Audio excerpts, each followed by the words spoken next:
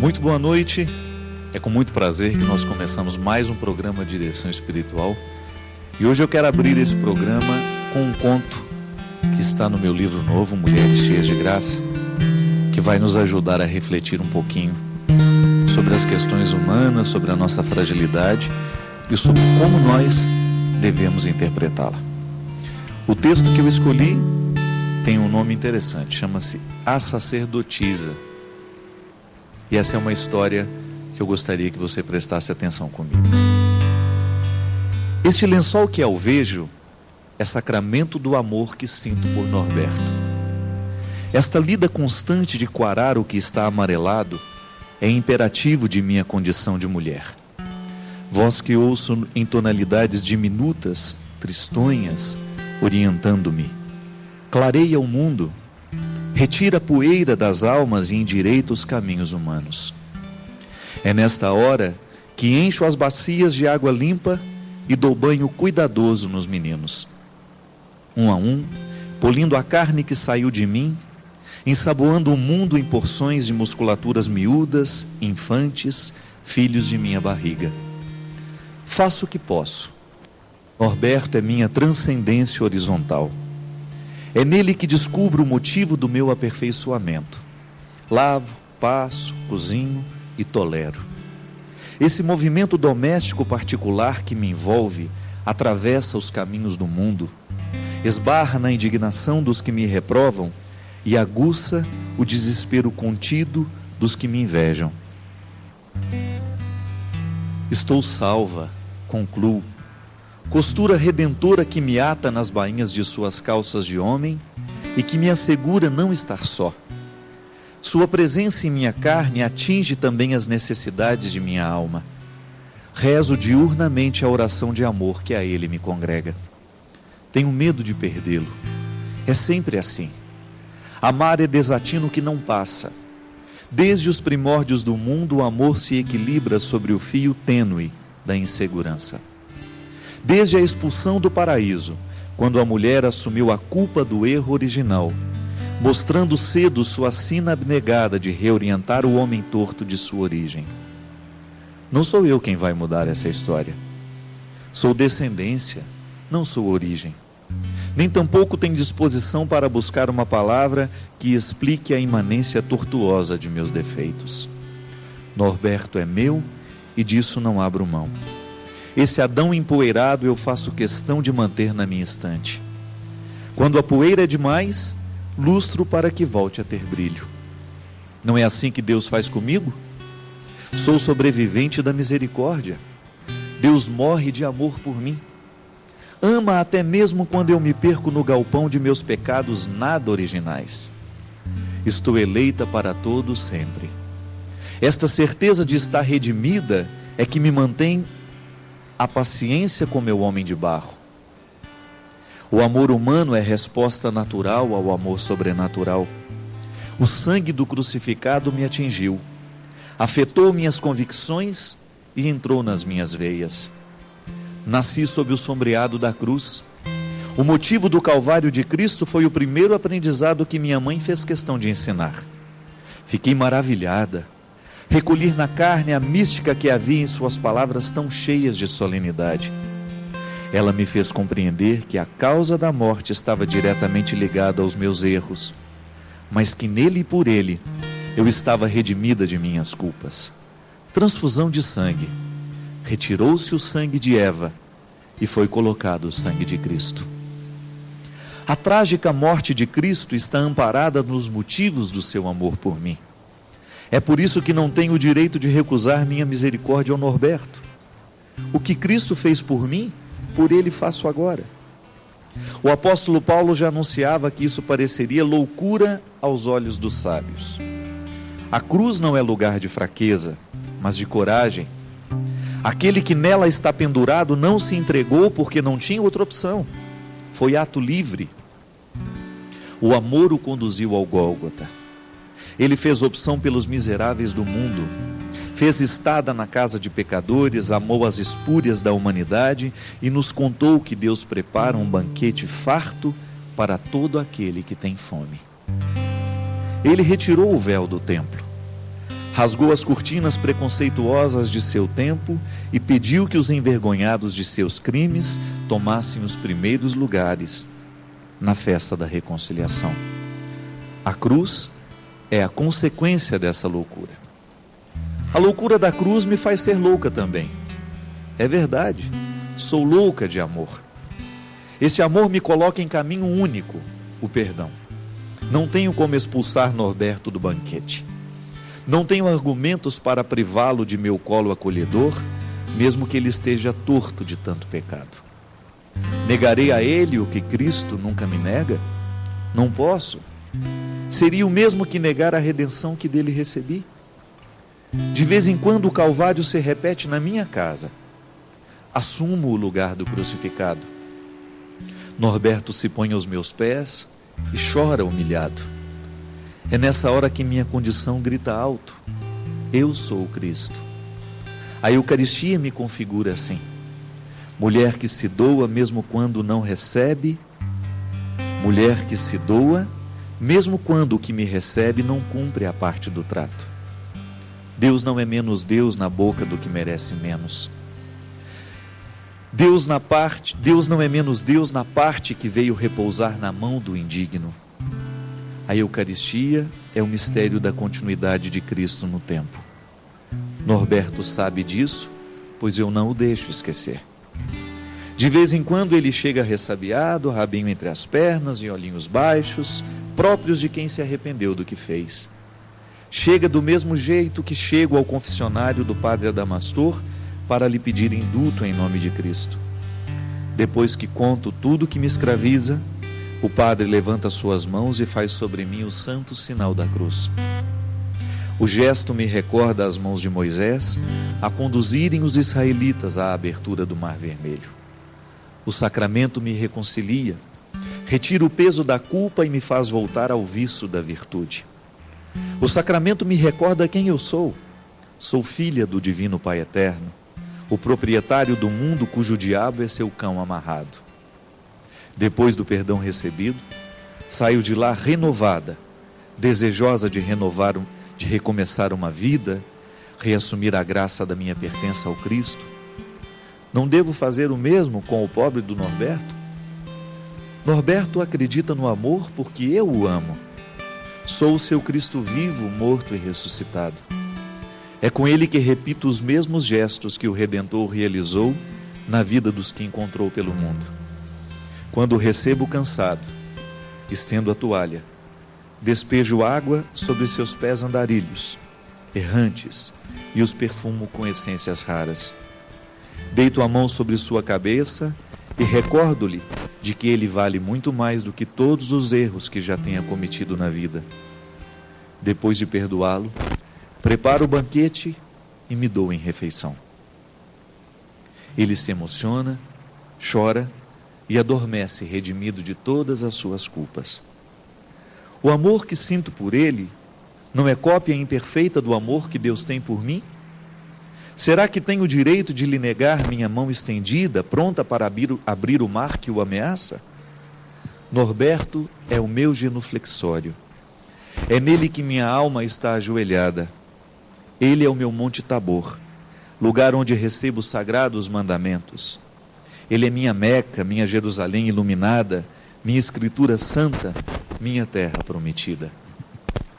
Não há religião sem sofrimento, da mesma forma como não há redenção sem o Calvário.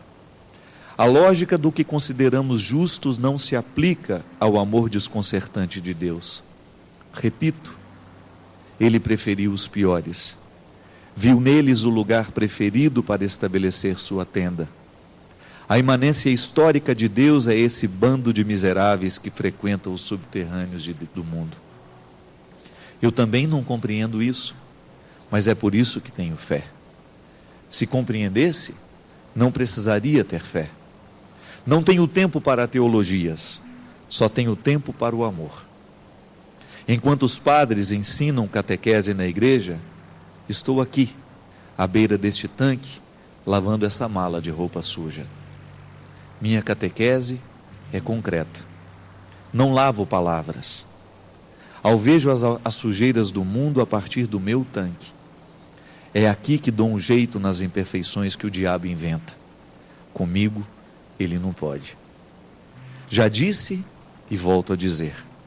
Aqui em casa, ninguém precisa de padre exorcista. O amor é nossa arma, nossa oração. O diabo não suporta ficar no meio de pessoas que se amam. Essa é a história, inventada por mim, né? De uma mulher que descobriu no seu marido um jeito bonito de compreender a redenção que Cristo realiza na história. É interessante, minha gente, que muitas vezes nós somos os primeiros a necessitarem desta misericórdia. Nós somos os primeiros a viverem na nossa carne, que nós somos frágeis, que nós somos limitados, e que nós precisamos o tempo todo dessa misericórdia divina para a gente prosseguir na vida. Mas aí na hora que nós precisamos exercer essa misericórdia com aqueles que estão do nosso lado, nós queremos agir diferente, né?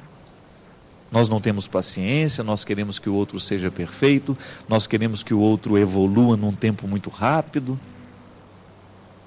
E essa mulher aqui, de maneira romântica e talvez utópica, né?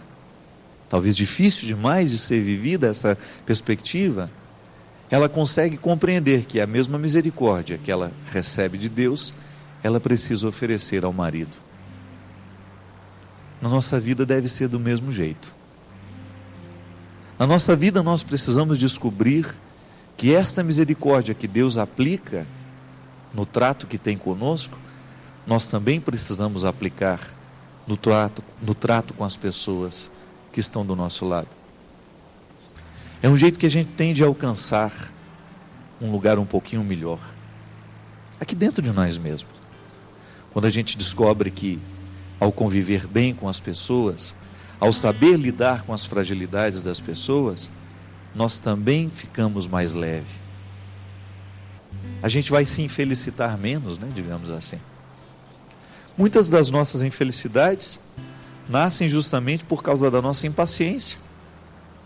Impaciência com o nosso processo, impaciência com o processo do outro.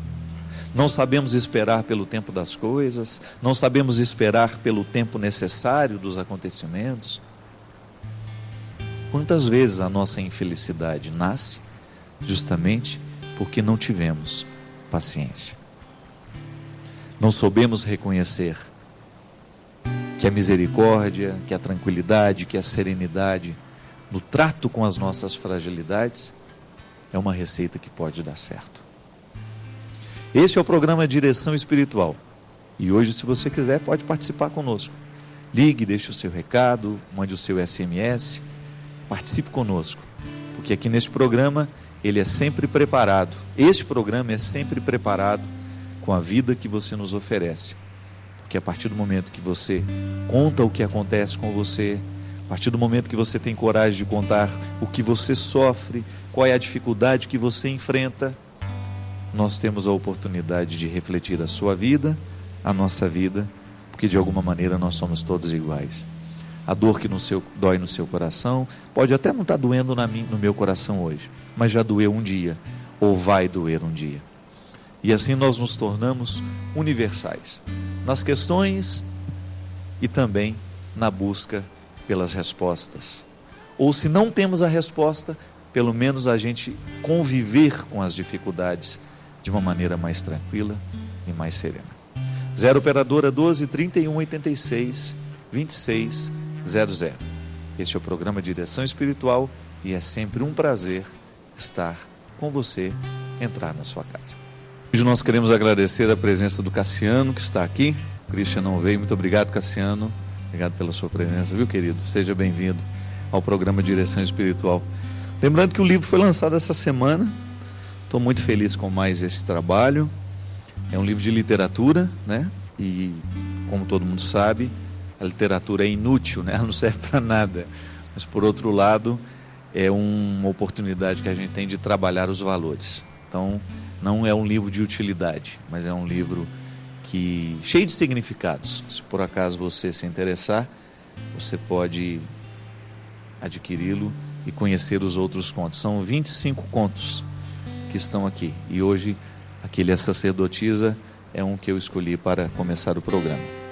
Vamos começar atendendo aqui as pessoas que estão escrevendo, mandando seus e-mails. Começo com a Sandra Cristina Passos, de Lavras, Minas Gerais. Padre Fábio, eu sou uma pessoa muito possessiva, quero sempre que tudo saia do meu jeito, preciso amadurecer meu pensamento e respeitar o espaço do outro. Tenho 35 anos e até hoje, ainda namorando, não descobri um relacionamento que me trouxesse momentos felizes, porque são sempre cercados de muitos problemas. Mas isso começou quando eu terminei um relacionamento e até hoje esse meu antigo namorado fica sempre ao meu redor. Não consigo ter paz para viver outra vida, não gosto dele o suficiente para me casar, tinha muito carinho por mim, pela minha família, e eu gostaria que me ajudasse. Gostaria que o Senhor me mostrasse um jeito de me tornar uma pessoa melhor, mais tranquila e viver mais em paz. Minha filha, a primeira coisa é a gente perder espírito de posse, né? A pessoa possessiva, ela é a primeira a sofrer com o seu desejo de possuir tudo e a todos. Engraçado que todos nós somos um pouco possessivos, ninguém está livre disso, todo mundo tem essa dose, porque faz parte das nossas inseguranças afetivas. O que é o desejo de posse? É o medo de ser só, é o medo de que o outro vá embora, é o medo de que o outro nos abandone, que o outro nos troque por alguém. É natural do ser humano sentir-se frágil, né?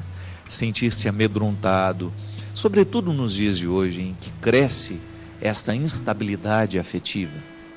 Em outros tempos, os relacionamentos eram mais duradouros, parecia que as pessoas eram mais preparadas para ficarem mais tempo uma ao lado da outra, né? Hoje há um despreparo afetivo muito grande. Por quê? O mundo é muito rápido. O mundo tem muitas possibilidades.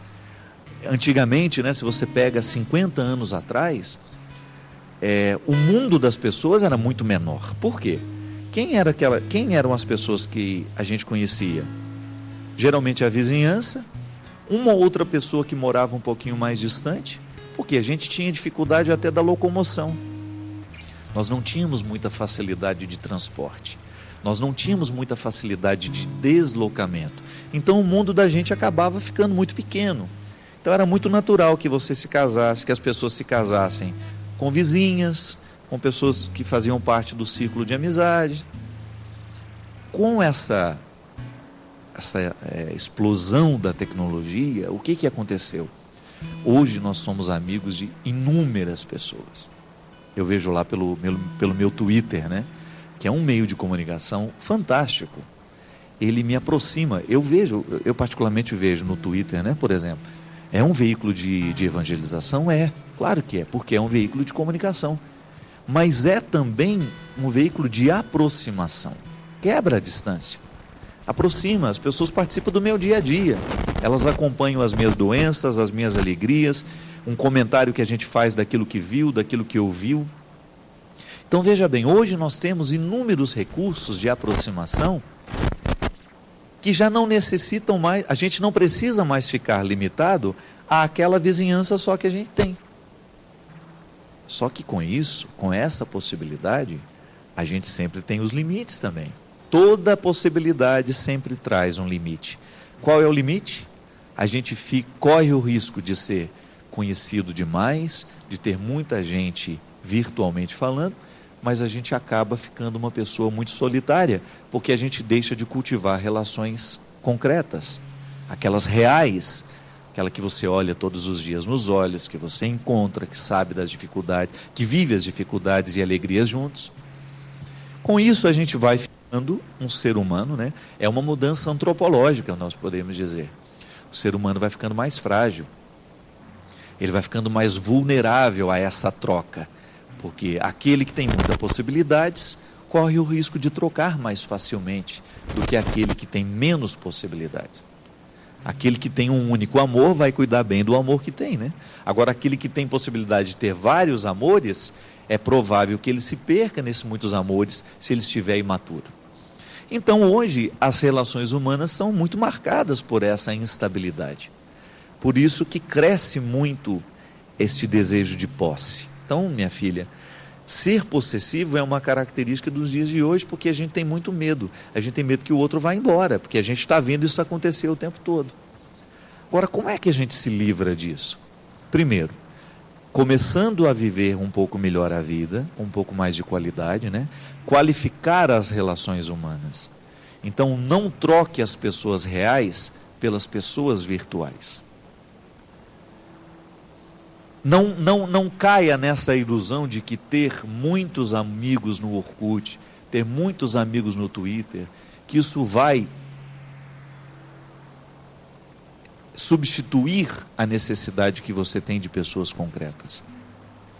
Então, às vezes, as pessoas concretas estão esquecidas dentro de casa e nós estamos lá, envolvidos com um monte de gente que a gente nunca vai encontrar pessoalmente.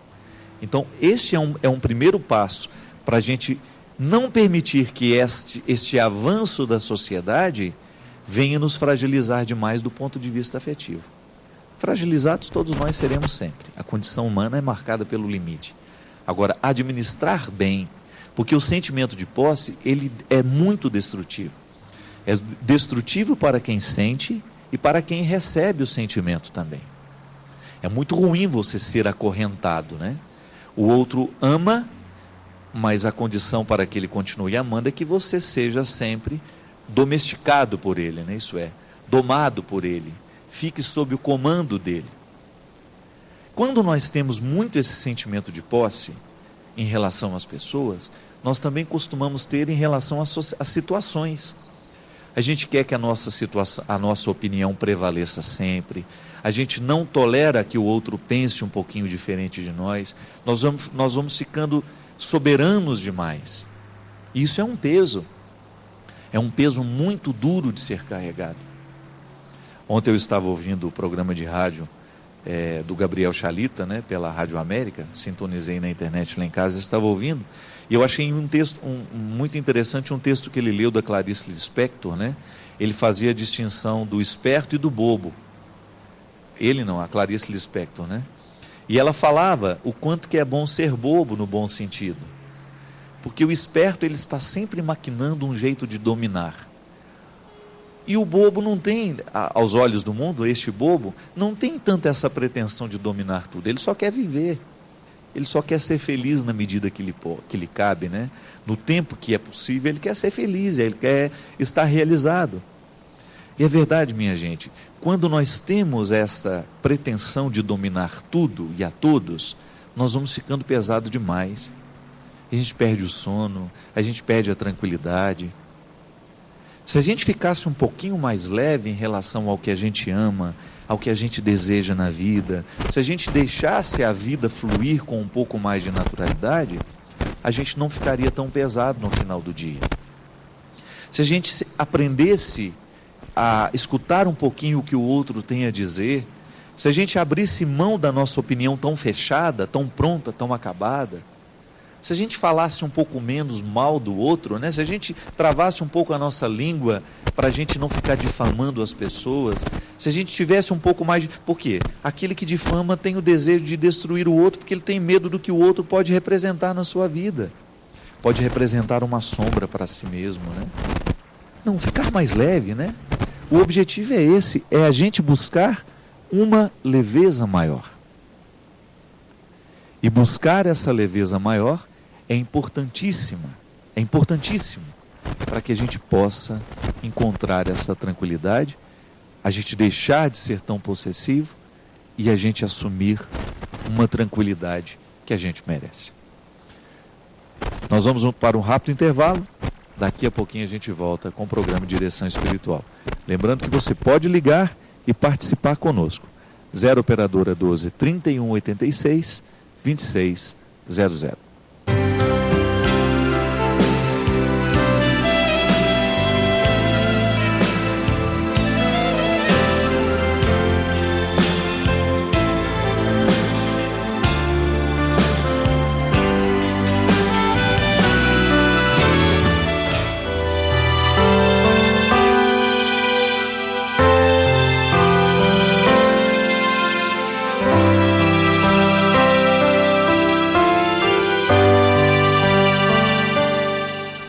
Acampamento de oração em Cachoeira Paulista, com o tema Nosso Deus é o Deus do Impossível, de 13 a 15 de novembro. Presenças de Flavinho. Ter fé em Deus é crer naquilo que não se vê. Nil Vélez. Pídele a Dios que aumente tu fe en este momento. E Frei Josué. Nosso Senhor quer que você abra o seu coração, que você confie. Shows com Laércio Oliveira e Flavinho. Teremos seminário de cura e libertação e de cura interior. Acampamento de oração em Cachoeira Paulista. Nosso Deus é o Deus do impossível. A Canção Nova espera por você. Impossível, Ele pode realizar. Receba no seu celular mensagens de direção espiritual, enviando um torpedo com as palavras CN, espaço, direção para o número 46991. Mensagens que conduzem ao amor de Deus. Envie um torpedo com as palavras CN, espaço, direção para o número 46991. Torpedos Canção Nova. Mensagens que evangelizam. Atenção sócio evangelizador e você que ainda não é sócio. Veja como é fácil realizar suas doações pelo boleto online. Acesse a página clube.cançãonova.com. Clique na opção em destaque e será aberta uma página com o campo para preenchimento do código de sócio. Após digitar o código, aparecerá o nome e logo abaixo 2 campos, CPF e valor a ser doado. Esses itens deverão ser preenchidos para que seja gerado um boleto para impressão. Você que não é sócio, clique na opção em destaque. Basta preencher os seus dados com o valor que deseja contribuir. Pronto! Seu boleto foi gerado para impressão e poderá ser pago em qualquer agência bancária. Em caso de dúvidas, ligue 12 31 86 2600 ou passe um e-mail para boleto@cançãonova.com. Clube da Evangelização, juntos promovendo o bem. Nossa missão é evangelizar. Acompanhe na pregação desta segunda. Mas na limpeza do seu interior é preciso a sua vontade. É preciso a sua decisão. Se você não se decide a pôr para fora, a vomitar tudo isso, você vai continuar envenenado. Nesta segunda, 12:30, Palavra de Deus, proclamada com unção e destemor, aqui na Canção Nova.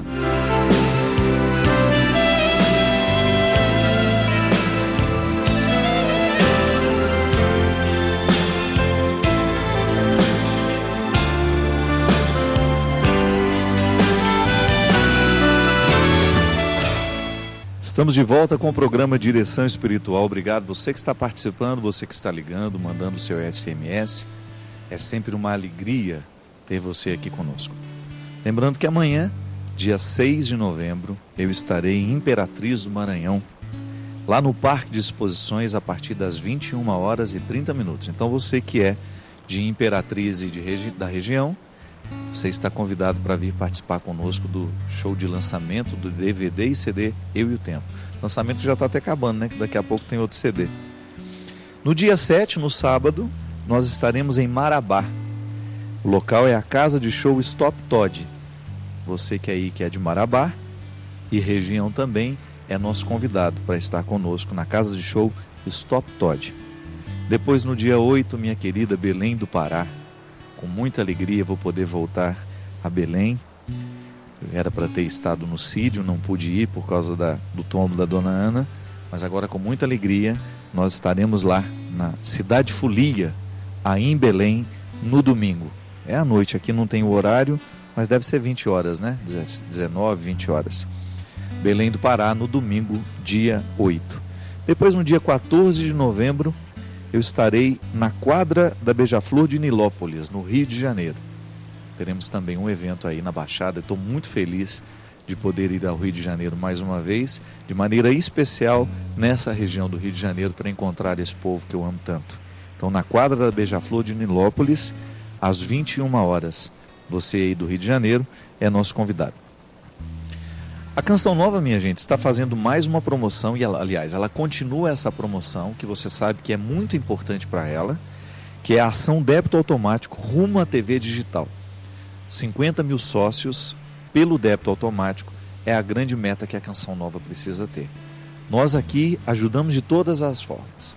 Você sabe muito bem que a venda de palestras, livros, os produtos da Canção Nova são sempre uma forma de fazer esta obra continuar. Mas só a venda dos produtos a gente não dá conta. Então tudo isso que está funcionando agora para que a evangelização continue acontecendo, também passa pela solidariedade das pessoas que nos acompanham. E eu quero fazer um convite muito especial às pessoas que assistem o programa de Direção Espiritual. Nós temos assim, a ação débito automático continua, né? E para todo sócio que fizer o seu compromisso de ser débito automático e que contribuir com o mínimo de R$20 pelo call center, atendimento ao clube, casa da missão e online, este mês será presenteado com um DVD meu, que ele conterá 2 pregações que foram feitas aqui nos acampamentos, que é Vencendo o Medo, Alcançando Vitórias e Ascender Hoje com Cristo. São 2 palestras. O DVD será enviado aí para sua casa com um kit de boas-vindas da Canção Nova. Já são mais de 41 mil sócios novos em menos de 2 anos. E agora faltam 9 mil sócios. E nós queremos alcançar essa meta até o dia 30 de dezembro de 2009. Sendo um sócio hoje, você já começa a contribuir hoje mesmo através do depósito identificado. Entre você também para a família Canção Nova. Contribua e ganhe este DVD especial neste mês. Muito obrigado a todas as pessoas que fazem parte desta obra, que não medem esforços para que a Canção Nova continue acontecendo através dos meios de comunicação, rádio, TV, internet e outras coisas novas que estão surgindo aí. A Helena, lá de Itabaiana, de Sergipe, aliás, um abraço para o povo do Sergipe. Padre Fábio, um padre que conheço disse que é para rezar pelas almas e até mesmo mandar celebrar missas. Já um outro diz que não precisa, pois as orações só servem para os vivos. Gostaria que o senhor desse sua opinião a respeito do assunto. Minha filha, nem é uma opinião minha não, é um ensinamento da igreja, né? Para isso que existe o dia de finados, o dia que nos recorda a oração pelos que já morreram. Toda a Eucaristia tem lá, dentro da oração eucarística, né? Existe sempre um momento, né, em que a igreja reza por aqueles que estão ao redor da mesa e por aqueles que partiram para outra vida, não é? Você já deve ter prestado atenção. Se você é católico e participa dos ritos católicos, você sabe muito bem que dentro da oração litúrgica e eucarística há sempre um pedido por aqueles que já morreram.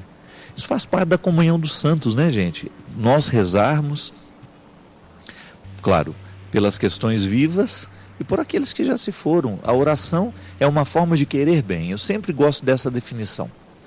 Eu rezo por aqueles que eu quero bem.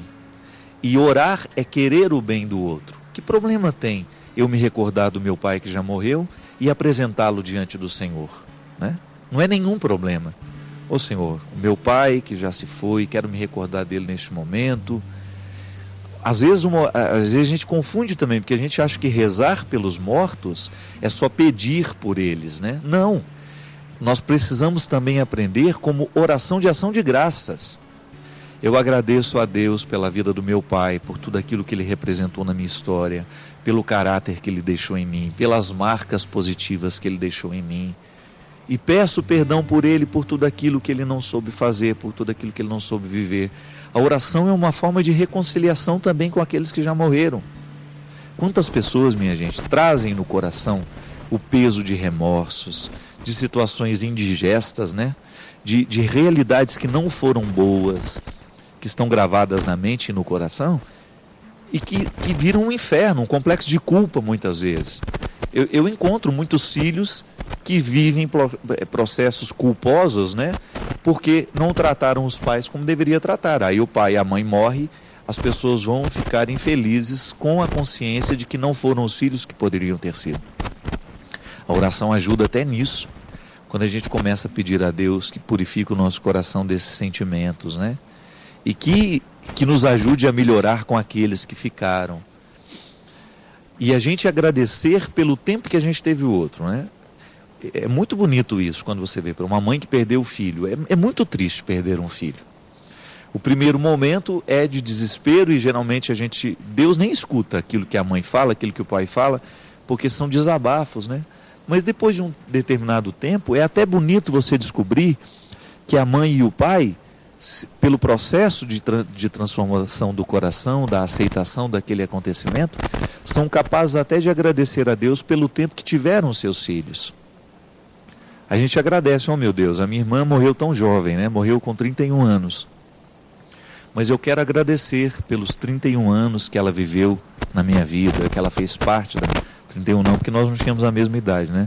Mas pelo tempo que eu pude ser irmão dela, né? Pelos 20 e poucos anos em que eu pude tê-la na minha vida. Então essa oração de ação de graças também é importante a gente fazer. Não é só pedir pela salvação daquele que já se foi. A igreja nos ensina a pedir pelos que já se foram, mas também nos ensina a agradecer pelo tempo que eles estiveram conosco. Então, é uma oração que precisa englobar tudo isso, né? Tudo aquilo que o outro representou na nossa história. Então, o padre que disse que não precisa rezar, ele está um pouquinho equivocado, porque a igreja nos recomenda. Pode ser também, minha gente, às vezes eu tenho muito cuidado com isso. Às vezes a gente diz uma coisa, o outro entende outra totalmente diferente. Então eu tenho muito medo de ficar fazendo análise, né, e julgamento de frases que estão descontextualizadas. Uma frase fora do contexto, ela pode dizer absolutamente contrário daquilo que o autor queria dizer. Porque frases, elas se amparam, né? Se você tem um texto, eu tenho aqui o meu livro novo. Se você tira uma frase daqui e lê fora do contexto, pode ser que o outro vá me interpretar totalmente errado. Então precisa tomar muito cuidado. Antes de você dizer que o outro disse, presta bem atenção em que contexto ele falou, por que ele falou, como foi que ele falou, que às vezes a gente muda até a palavra do outro, né? E isso não é justo. Então muito cuidado. Às vezes o padre nem quis dizer isso e às vezes a gente entende. É a vida, né? São os limites da comunicação. Essa pessoa não quis se identificar. Olá, Padre Fábio. Alguns dias venho assistindo o seu programa e este tem me feito muito bem. Tão bem que me deixou à vontade de falar e pedir uma direção. Sou divorciada, tenho filhos, porém estou com meu marido novamente. Ele me traiu há 4 anos atrás, nós nos separamos, tivemos uma vida individual durante algum tempo. Entretanto, resolvi tentar recomeçar meu casamento, por meus filhos e até por mim mesma. Mas está muito difícil, pois eu não o vejo mais como um homem da minha vida. Não que eu não o ame, eu amo, tenho certeza disso, porém de uma maneira maternal. Não sei o que faço, pois muitas coisas que vivi longe dele estão em mim, e penso como gostaria de viver tudo aquilo de novo. Penso em pôr um basta nessa situação, mas me falta coragem, pois meu conceito de família é muito forte, porém estou infeliz e ele também. O que podemos fazer? Bem, a primeira coisa que a gente precisa tomar consciência é que quando você vive um casamento, de repente você faz uma pausa nesse casamento por causa de uma separação, né? Que dura 3, 4, 5, 6 anos, quando a gente retorna, quando a gente recomeça esse relacionamento, nós já não somos mais os mesmos de 4 anos atrás. As pessoas mudam as expectativas, mudam as percepções, né? Se a gente fica 1 ano sem ver o outro, quando a gente se encontra, e a gente nem era casado, era só amigo, já muda muita coisa, não é verdade? Aliás, um dos maiores crimes que a gente comete contra o outro é a gente exigir que o outro seja a mesma pessoa que ele era 1 mês atrás. Não é assim. E o amor, é engraçado isso, é engraçado, é interessante, é bonito, porque o amor, quando ele é vivido de maneira natural, o amor tem o seu próprio movimento. E o amor, ele vai nos conduzindo para fases diferentes. A gente já falou disso aqui muitas vezes. O casal com 1 ano de casado, a Adriana e o Fabiano, casaram agora, por exemplo, a nossa amiga Adriana, cantora, né? Ela está vivendo uma fase do casamento que depois vai mudar. Esses primeiros anos do casamento serão diferentes depois quando tiver 10 anos de casado. Você que vive um casamento sabe disso. Ah, mas o amor acaba? Não, ele muda o formato. porque o amor é dinâmico. E o casal que não sabe viver essa dinâmica, essa modificação, vai se separar sim. E esse é o grande problema. Muitas vezes os casais se separam porque não sabem compreender a fase diferente que o amor trouxe. É natural que este amor carnal do início, né, dos primeiros anos de casamento, depois com o tempo, lá depois de 50 anos de casado, ele tenha se transformado numa fraternidade muito bonita. A atração sexual continua existindo, mas ela não é da mesma forma como naquela época. Então, substituíram, né, foram ocupando os espaços com fraternidade, com solidariedade. É tão bonitinho quando você encontra um casal de velhos, né? Aquele cuidado que um tem com o outro. Se amam tanto que quando um morre, passa um curto espaço de tempo, o outro morre também. Porque o outro era muito grande dentro do coração do outro. Aquela pessoa era grandiosa demais dentro do coração. E quando vai embora, o outro não sabe organizar a vida mais sem o outro. Esse amor que vai fazendo evoluir, porque isso tem que ter uma maturidade muito grande. Então agora, qual que é o seu grande desafio, minha filha? É descobrir e compreender que esta fase do amor precisa ser diferente. Não tem que ter os mesmos sentimentos daquela época, mas precisam descobrir os novos de hoje. Quem sabe esse ato, né, este tempo de separação, possa lhe ajudar ainda mais. Quem sabe este momento de dificuldade, ele vai ser passageiro. Tenha paciência em compreender essa diferença. Deixe cair essas expectativas, não crie muitas expectativas em relação ao outro. Permita que o outro seja ele mesmo e você também seja você mesma. Reorganize o seu casamento a partir deste novo tempo, mas agora saiba que você fez uma escolha e que você não tem como mais viver algumas coisas que você vivia no tempo que você estava separado. Não tem felicidade sem sacrifício. A gente não falava isso aqui no início? Então eu sou capaz de me sacrificar pelo outro à medida que eu reconheço o valor. E há uma coisa muito bonita em você que é reconhecer a sacralidade do seu matrimônio. Agora, essa sacralidade precisa vir à tona à medida em que vocês dois são capazes de olhar um para o outro e descobrir que vocês estão se conhecendo novamente. E às vezes você ainda não conseguiu mergulhar neste novo tempo da sua vida porque você ainda está querendo recolher coisas destes 4 anos de separação, ou até mesmo precisando viver um processo de reconciliação. Não basta só juntar dentro de casa, né? Não basta só trazer o outro para dentro de casa. Tem que trazer o outro para dentro de você também. Muitas vezes a reconciliação não dá certo, porque o outro volta a dormir na mesma cama que você, mas ele não volta a dormir dentro de você. Ele não habita o seu coração. Ele já não habita mais as suas predileções, né? E isso é muito perigoso. Casar não é só viver dentro da mesma casa, mas é viver um dentro do outro, né? O poeta já dizia de maneira bonita, né? Amar é mudar de casa. Mas ele não estava falando dessa casa física. Ele estava falando dessa casa espiritual. Quando você começa a viver com o outro. A vida do outro é importante para você. Os problemas do outro são importantes para você. É comunhão. E os seus problemas são importantes para o outro também. O amor, minha gente, ele nos proporciona essas mudanças de casa. Seja o amor entre marido e mulher, seja o amor entre namorado e namorada, entre amigos, mãe e filho, pai e filho, né? Irmãos. É você permitir que o outro fique dentro de você. Que você sinta com o outro. Sentir com o outro é o princípio da compaixão, né? Eu estou dentro do coração do outro, eu sou capaz de sentir com o outro. E às vezes o que tem faltado para vocês aí neste tempo de reconciliação, de recomeço, é isso. Não é só voltar para dentro de casa, mas é voltar um para dentro do outro. Isso é um alerta até para os casamentos, né? Para quem está casado, né? Que às vezes o casamento começa a dar errado por causa disso. A gente não foi embora de casa, mas já saiu de dentro do outro há muito tempo. Quantos casais você percebe que estão vivendo crises violentas porque deixaram de valorizar o mundo do outro?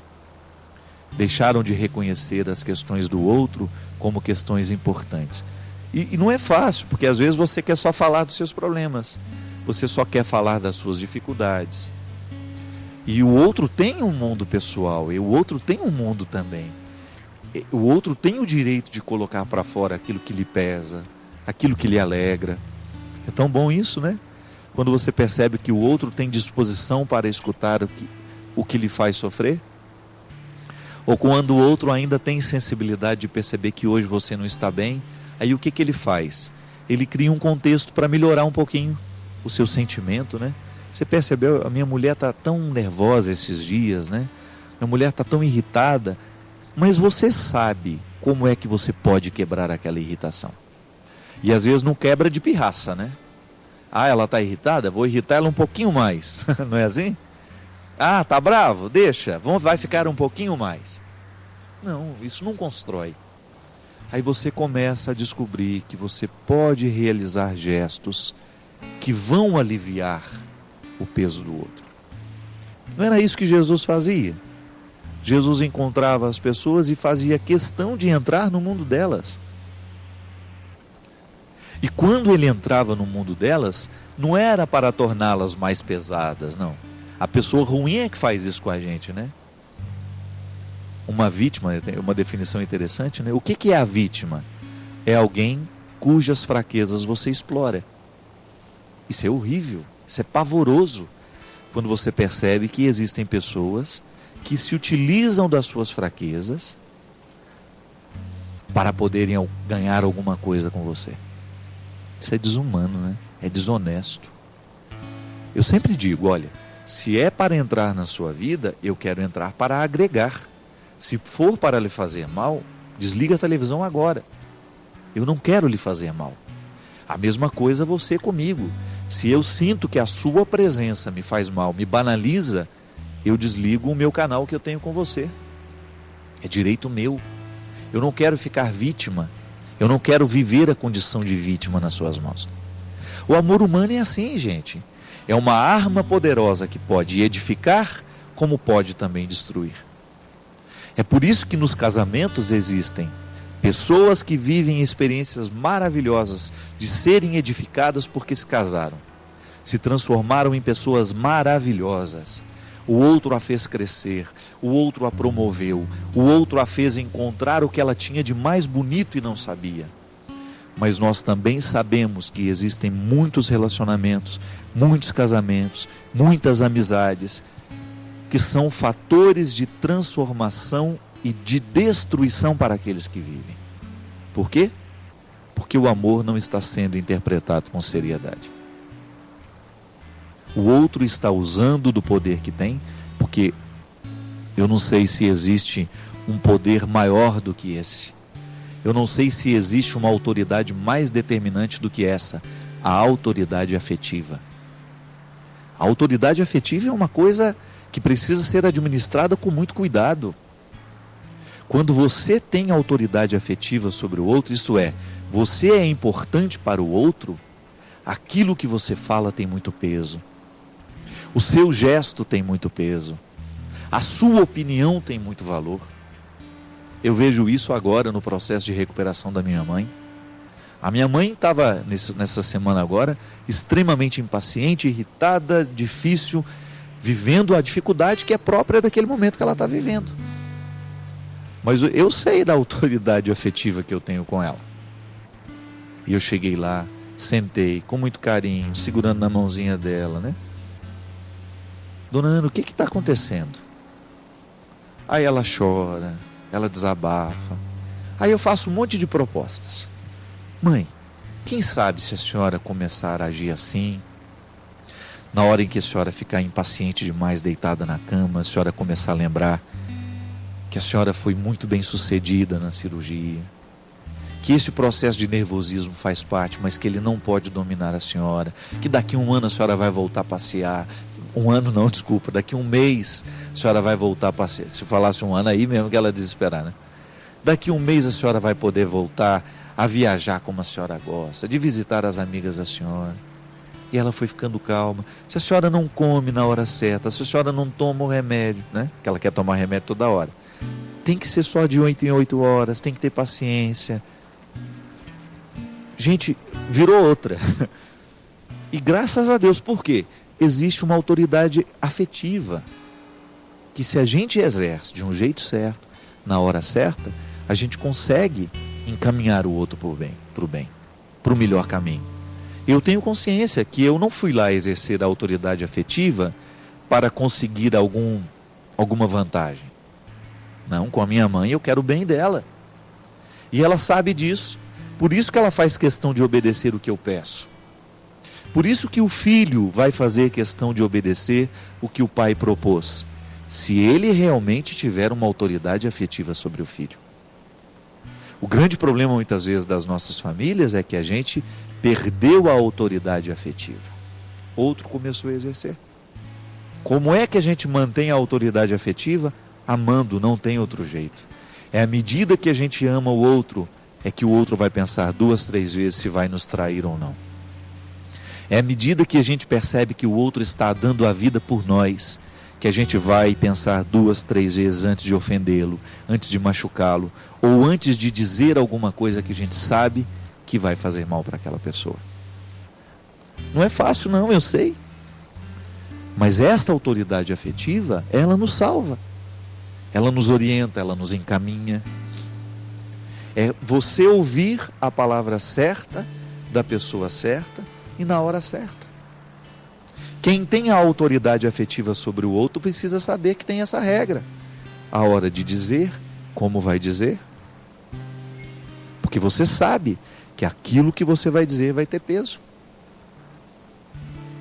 Muitas vezes as pessoas são destruídas porque aquele que tinha a autoridade afetiva, utilizando-se de objetivos pessoais e escusos, querendo tirar vantagem da autoridade que tinha sobre o outro, manipulou. Fez o que quis. Isso é muito perigoso. Volto a dizer, não era para isso que Jesus entrava na vida das pessoas. Jesus entrava na vida das pessoas porque queria transformá-las em pessoas melhores. E essa precisa ser a nossa postura no mundo, minha gente. Nós somos cristãos, vivemos a mesma mística. Se quisermos entrar na vida do outro, a gente tem que ter essa consciência. Eu quero entrar para tornar o outro melhor. Para torná-lo pior? Não. Essa é a mística do diabo, É o diabo que gosta disso. O diabo é que faz questão de transformar as pessoas em pessoas piores. Mística não, Esta é a maldade dele. Não é nosso objetivo. E hoje eu tenho certeza que Deus quer entrar na sua vida, quer exercer autoridade aí no seu coração, só com esse único objetivo: fazer você ser uma pessoa melhor. E se esse programa pode ser um pouquinho dessa voz de Deus na sua história, na sua vida, eu agradeço. Se hoje, através deste programa, a gente tem a oportunidade de criar alguma forma de autoridade aqui, que bom. Porque estamos comprometidos com essa palavra que nos transforma, que nos edifica e que nos faz melhores. Derrame sobre todos nós a bênção do Deus Todo-Poderoso. Ele que é Pai, Filho e Espírito Santo. Amém. Muito obrigado pelo seu carinho. Desejo que você tenha uma boa semana, que você descubra um jeito interessante de ficar mais leve, de jogar fora um pouquinho dos pesos que lhe acorrentam. E se existe alguma autoridade afetiva sendo exercida em você, e se você percebe que essa autoridade está lhe destruindo, tenha coragem de colocar essas cartas na mesa e definir o papel dessas pessoas. Porque se você não cuidar de você, é difícil que outras pessoas possam ajudar a cuidar. Cuidado tem que partir de nós. Obrigado e até a semana que vem.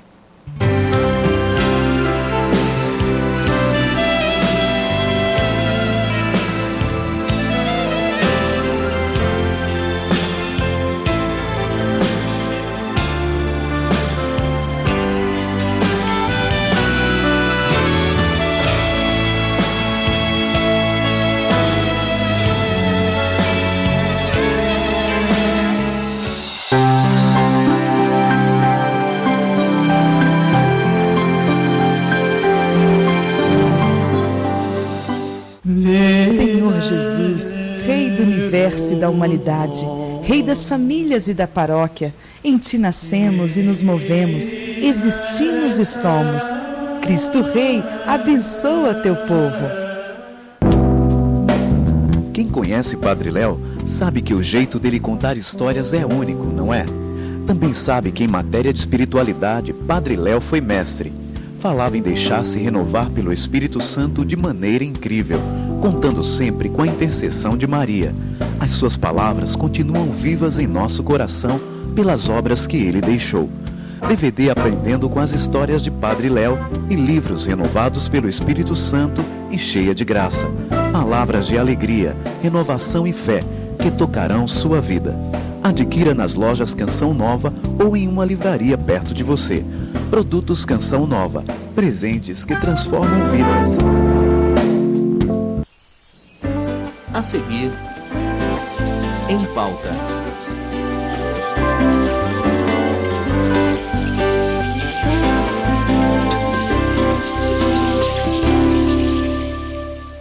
Atenção!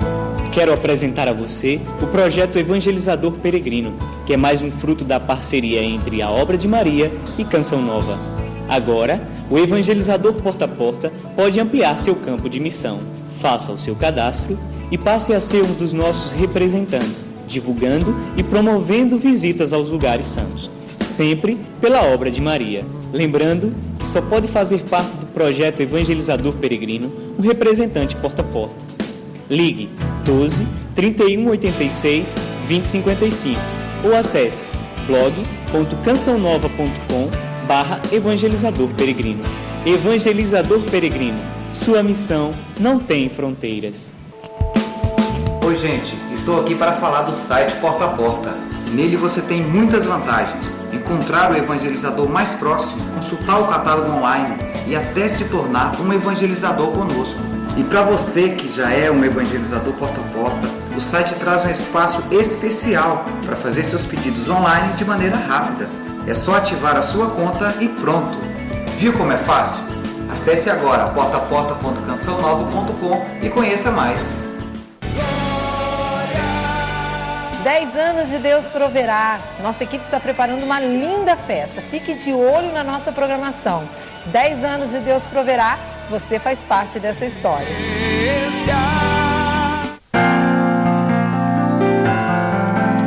TV Canção Nova, 20 anos, um programa de vida. Programa livre para todos os públicos.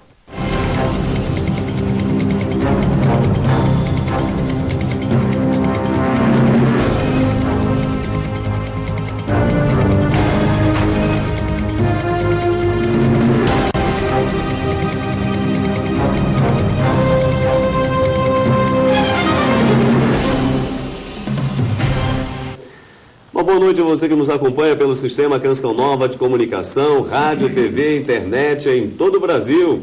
Estamos de volta, sempre às sextas-feiras, aqui nesse mesmo horário com o nosso programa Em Pauta. Temas importantes, temas atuais, temas que nos fazem pensar, tomar consciência e, portanto, claro, desenvolver algumas atitudes práticas que podem ajudar o nosso caminhar, o caminhar da igreja, da sociedade. E hoje nós vamos conversar sobre esta nova encíclica do Papa Bento XVI. Você se lembra que nós tivemos um primeiro programa, não é, com o cardeal arcebispo de São Paulo, Dom Odilo Pedro Scherer, e prometemos que teríamos um segundo programa. Justamente é o programa de hoje, porque hoje queremos entrar assim nos temas específicos desta carta encíclica do Papa Bento XVI, Caritas in Veritate, a caridade na verdade. Então seja muito bem-vindo ao nosso programa, aproveite bastante. Aqui nos nossos estúdios, em São Paulo, nosso querido Frei Antônio Moser, diretor-presidente da Editora Voz e teólogo moralista. Boa noite, Frei Moser.